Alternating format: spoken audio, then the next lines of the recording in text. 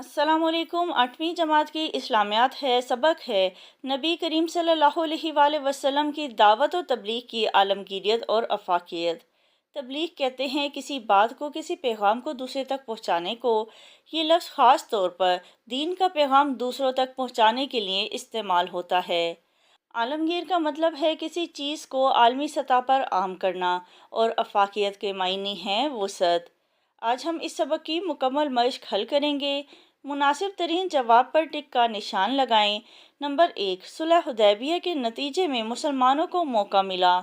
جواب ہے عالمگیر دعوت و تبلیغ کا۔ نمبر 2، آپ صلی اللہ علیہ وآلہ وسلم دعوتی خطوط بھجواتے ہوئے انہیں لگاتے تھے۔ جواب ہے مہر۔ نمبر 3، آپ صلی اللہ علیہ وآلہ وسلم نے دعوتی خطوط کا سلسلہ شروع فرما دیا تھا۔ جواب ہے 7 ہجری میں۔ نمبر 4، آپ صلی اللہ علیہ وآلہ وسلم نے یمن کے بادشاہ کی طرف خط بھیجا جو واقع ہے جزیرہ عرب کے۔ جواب ہے جنوب میں۔ نمبر 5، آپ صلی اللہ علیہ وآلہ وسلم نے مصر کے بادشاہ کی طرف خط لکھا جس کا نام تھا مکوکس۔ درج ذیل سوالات کی مختصر جواب تحریر کریں۔ سوال نمبر 1، صلح حدیبیہ کے بعد دعوت و تبلیغی سرگرمیوں کا سلسلہ کہاں تک پھیل گیا؟ جواب ہے صلح حدیبیہ کے بعد دعوت و تبلیغی سرگرمیوں کا سلسلہ تیز اور وسیع ہو گیا۔ دعوت و تبلیغ کا عمل حجاز بلکہ جزیرہ عرب کی حدود سے باہر نکل گیا، اور آپ صلی اللہ علیہ وآلہ وسلم نے مختلف بادشاہوں، امراء اور سلاطین کو دعوتی خطوط روانہ کیے۔ سوال نمبر 2، آپ صلی اللہ علیہ وآلہ وسلم نے حبشہ کے بادشاہ کی طرف دعوت و تبلیغ کے لیے کسے بھیجا؟ جواب ہے حضرت عمرو بن امیہ ضمری کو۔ آپ صلی اللہ علیہ وآلہ وسلم نے شاہ حبشہ نجاشی کی طرف خط دے کر ارسال فرمایا۔ سوال نمبر 3، روم جزیرہ عرب کی کس سمت میں واقع ہے؟ جواب ہے روم جزیرہ عرب کے شمال کی جانب واقع ہے۔ سوال نمبر 4، آپ صلی اللہ علیہ وآلہ وسلم خطوط پر جو مہر لگواتے تھے اس پر کیا نقش تھا؟ جواب ہے آپ صلی اللہ علیہ وآلہ وسلم خطوط پر جو مہر لگواتے تھے اس پر محمد رسول اللہ صلی اللہ علیہ وآلہ وسلم نقش تھا۔ سوال نمبر 5، آپ صلی اللہ علیہ وآلہ وسلم نے کتنے صحابہ اکرام رضی اللہ تعالیٰ عنہم کو سفارت کے لیے منتخب فرمایا؟ جواب ہے آپ صلی اللہ علیہ وآلہ وسلم نے 42 مرتبہ 38 صحابہ اکرام رضی اللہ تعالیٰ عنہم کو سفیر بنا کر دعوت و تبلیغ کی ذمہ داری سونپی۔ درج ذیل سوالات کے تفصیلی جواب تحریر کریں۔ سوال نمبر 1، صلح حدیبیہ کے دعوت و تبلیغ کی عالمگیریت اور افاقیت پر اثرات کے حوالے سے تفصیل سے لکھیں۔ جواب ہے صلح حدیبیہ میں کیے جانے والے معاہدے کے فوری اثرات آپ صلی اللہ علیہ وآلہ وسلم کی دعوت و تبلیغ کی عالمگیریت اور افاقیت کی صورت میں بہت واضح طور پر نظر آتے ہیں۔ آپ صلی اللہ علیہ وآلہ وسلم نے صلح کے فوراً بعد جزیرہ عرب کے تمام اطراف میں ہی نہیں بلکہ شمال و جنوب اور مغرب کی طرف کے اکثر علاقوں میں بھی دعوتی خط ارسال فرمانے شروع کر دیے۔ اس کا اثر یہ ہوا کہ بہت جلد تمام جزیرہ عرب، روم، فارس، حبشہ اور مصر جیسے دور دراز علاقوں بلکہ بعض براعظموں کی طرف بھی آپ صلی اللہ علیہ وآلہ وسلم کی دعوت و تبلیغی سرگرمیوں کے اثرات پہنچنا شروع ہو گئے۔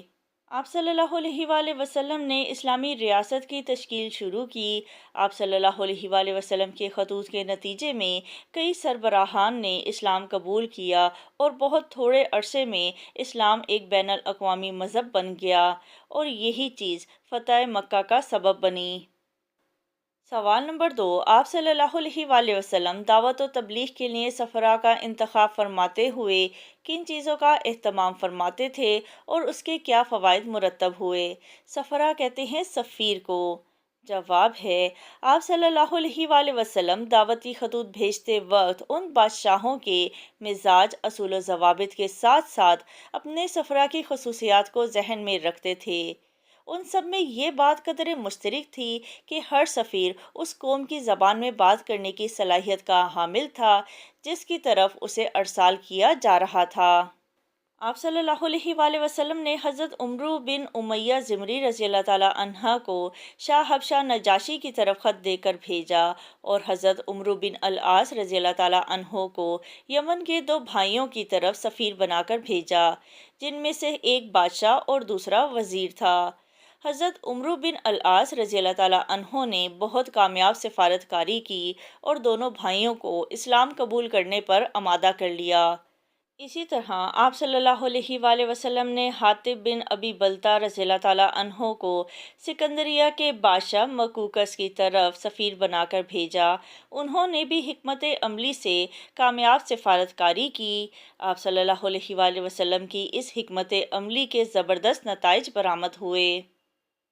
سوال نمبر 3، آپ صلی اللہ علیہ وآلہ وسلم کی دعوت و تبلیغ کی افاقیت اور عالمگیریت کے اسوہ حسنہ سے ہم کب، کیسے اور کہاں فائدہ اٹھا سکتے ہیں؟ جواب ہے، آپ صلی اللہ علیہ وآلہ وسلم کی دعوت و تبلیغ کی افاقیت اور عالمگیریت سے ہم نہ صرف انفرادی بلکہ اجتماعی اور نہ صرف قومی بلکہ غیر ملکی سطح پر بھرپور فائدہ اٹھا سکتے ہیں۔